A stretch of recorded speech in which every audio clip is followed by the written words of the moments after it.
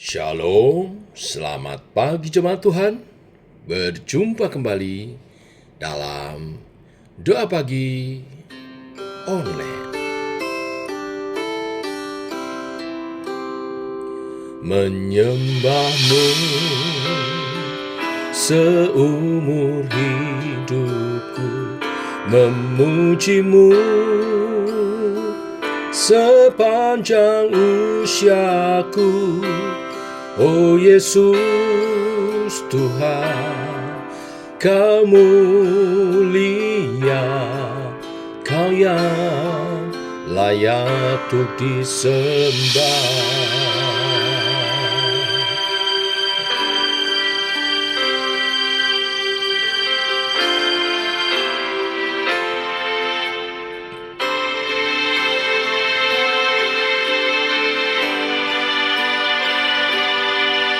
Oh Yesus,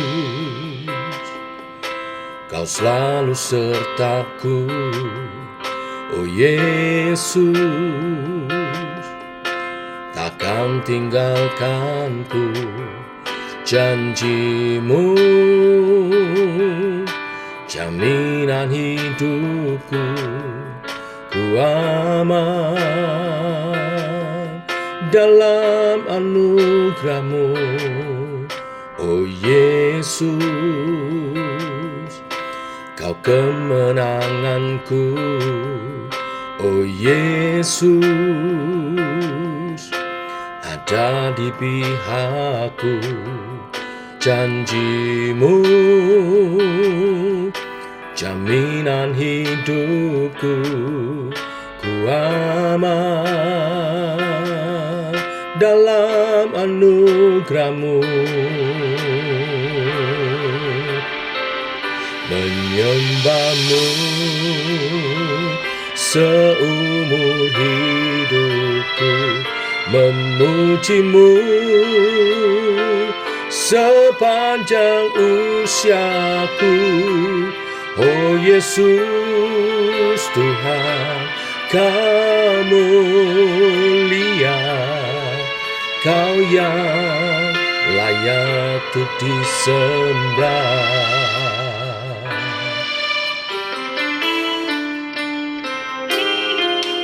Oh Yesus, Kau kemenanganku. Oh Yesus, ada di pihakku. Janji-Mu, jaminan hidupku, ku aman dalam anugerah-Mu.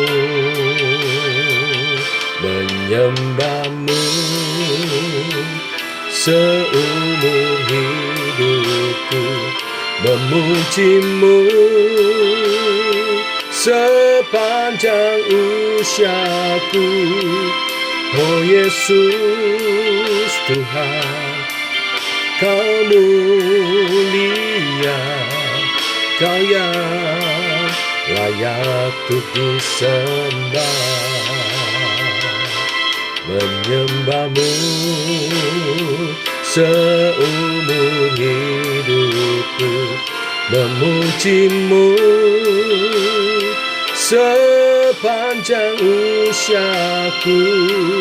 Oh Yesus Tuhan, Kau mulia, Kau yang layak untuk disembah.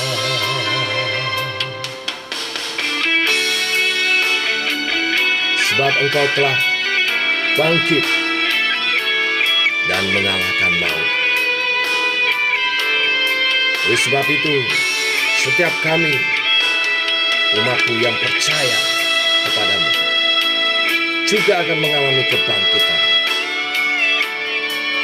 Saat Engkau datang kedua kali kelak, kami akan bersatu bersama-Mu, Yesus, Tuhan dan Juru Selamat kami, memerintah bersama-Mu dalam kerajaan 1000 tahun.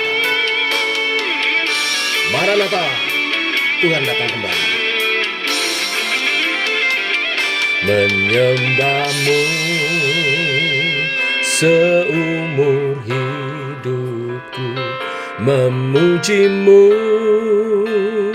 sepanjang usiaku. Oh Yesus Tuhan, Kau mulia, Kau yang layak untuk disembah. Menyembahmu seumur hidupku, memujimu sepanjang usiaku. Oh Yesus Tuhan, Kau mulia, Kau yang layak untuk disembah. Oh Yesus Tuhan, Kau mulia, Kau yang layak untuk disembah.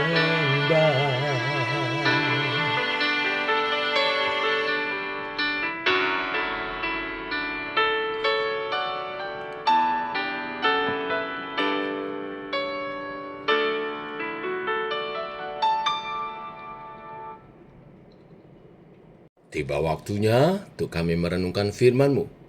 Berfirman Tuhan, pimpin kami lantas langkah-langkah kami hidup seturut kebenaran firman-Mu yang adalah terang dan suluh bagi kami. Dalam nama Tuhan Yesus Kristus. Amin. Bapak Ibu, kita lanjutkan renungan pagi kita. 1 Korintus pasal 15 ayat 1 sampai yang ke-34. Tema renungan hari ini, kebangkitan Kristus menjadi jaminan kebangkitan kita. Demikian firman Tuhan. Dan sekarang, saudara-saudara, aku mau mengingatkan kamu kepada Injil yang aku beritakan kepadamu dan yang kamu terima, dan yang di dalamnya kamu teguh berdiri. Oleh Injil itu, kamu diselamatkan asal kamu teguh berpegang padanya. Seperti yang telah kuberitakan kepadamu, kecuali kalau kamu telah sia-sia saja menjadi percaya. Sebab yang sangat penting telah kusampaikan kepadamu, yaitu apa yang telah kuterima sendiri, ialah bahwa Kristus telah mati karena dosa-dosa kita, sesuai dengan kitab suci, dan bahwa Ia telah dikuburkan, dan bahwa Ia telah dibangkitkan pada hari yang ketiga, sesuai dengan kitab suci. Bahwa Ia telah menampakkan diri kepada Kefas dan kemudian kepada ke-12 muridnya. Sesudah itu Ia menampakkan diri kepada lebih dari 500 saudara sekaligus. Kebanyakan dari mereka masih hidup sampai sekarang, tetapi beberapa di antara telah meninggal. Selanjutnya Ia menampakkan diri kepada Yakobus, kemudian kepada semua rasul, dan yang paling akhir dari semuanya Ia menampakkan diri juga kepadaku, sama seperti kepada anak yang lahir sebelum waktunya. Karena aku adalah yang paling hina dari semua rasul, sebab aku telah menganiaya jemaat Allah. Tetapi karena kasih karunia Allah, aku adalah sebagaimana aku ada sekarang. Dan kasih karunia yang dianugerahkannya kepadaku tidak sia-sia. Sebaliknya, aku telah bekerja lebih keras daripada mereka semua. Tetapi bukannya aku, melainkan kasih karunia Allah yang menyertai aku.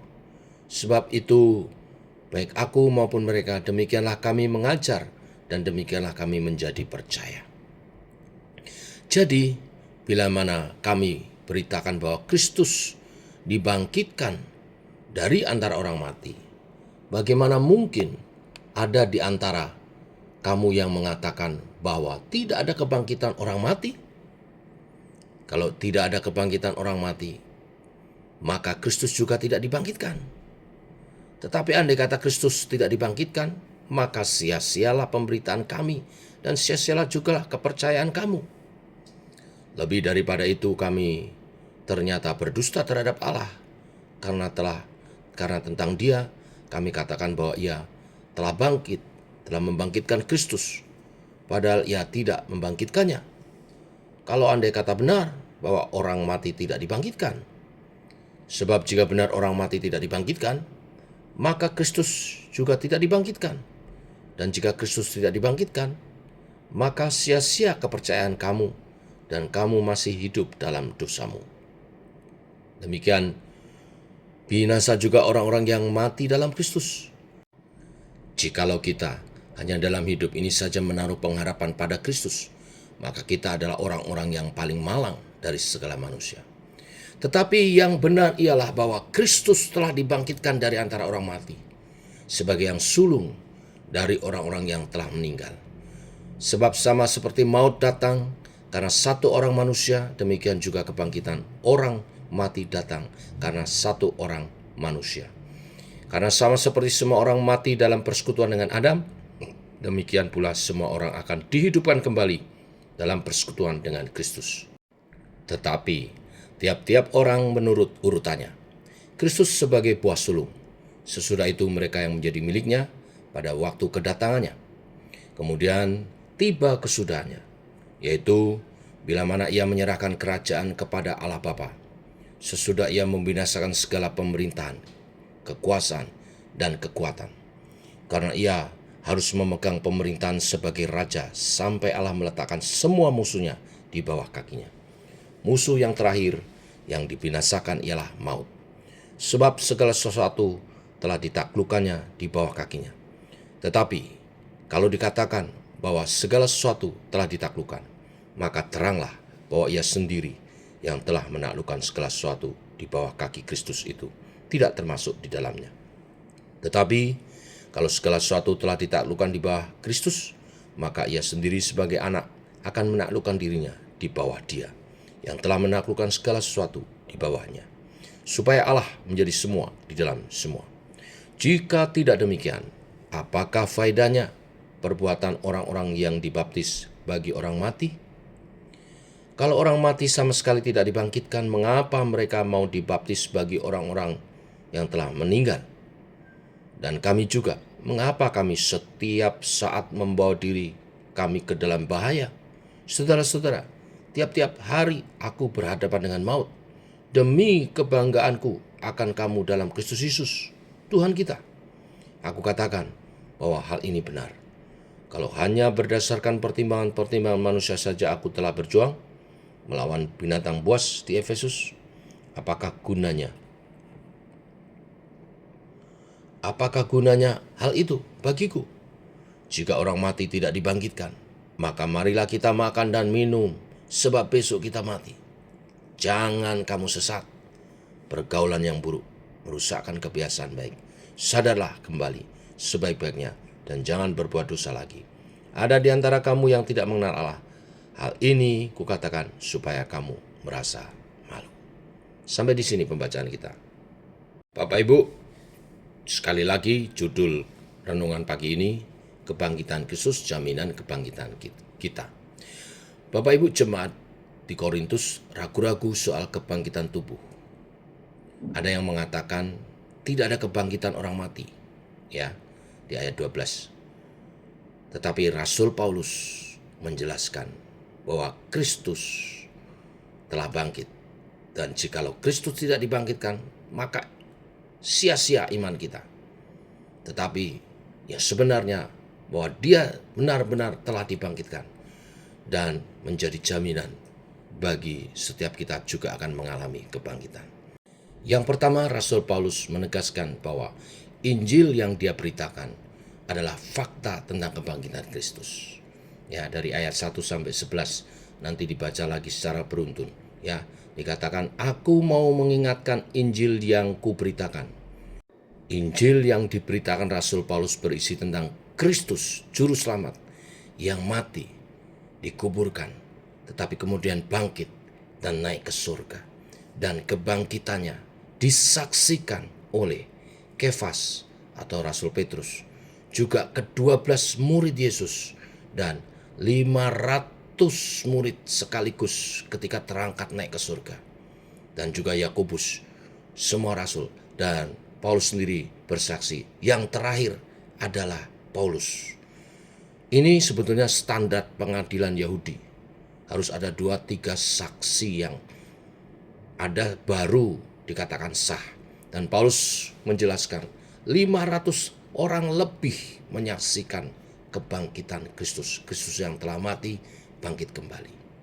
Nah, bahkan Paulus bersaksi sebagai yang paling hina, tetapi oleh kasih karunia Allah telah diubah sekarang sebagai penginjil, pengkhotbah, dan sebagai alat bagi kemuliaan Kristus. Jadi Bapak Ibu, yang pertama ini penekanannya adalah iman Kristen bukan lompatan kepada ruang gelap atau iman yang buta, tetapi ada fakta sejarah. Kalau Yesus sebagai juru selamat telah mati, tapi pada hari yang ketiga dia bangkit dari antara orang mati, mengalahkan maut, dan kebangkitannya disaksikan oleh murid-muridnya. Bahkan waktu dia terangkat naik ke surga, lebih daripada 500 muridnya menyaksikannya. Ini adalah fakta sejarah. Yang kedua, Paulus menyatakan argumen logisnya. Kalau Kristus tidak bangkit, maka kita adalah orang-orang yang paling celaka. Paulus menyatakan argumennya kepada jemaat di Korintus, kalau tidak ada kebangkitan orang mati, Kristus juga tidak bangkit. Akibatnya, maka pemberitaan kami sia-sia. Kepercayaan kamu juga jadi sia-sia. Nah, jadi kita ini semua saksi dusta. Tetapi yang benar, Kristus memang telah bangkit.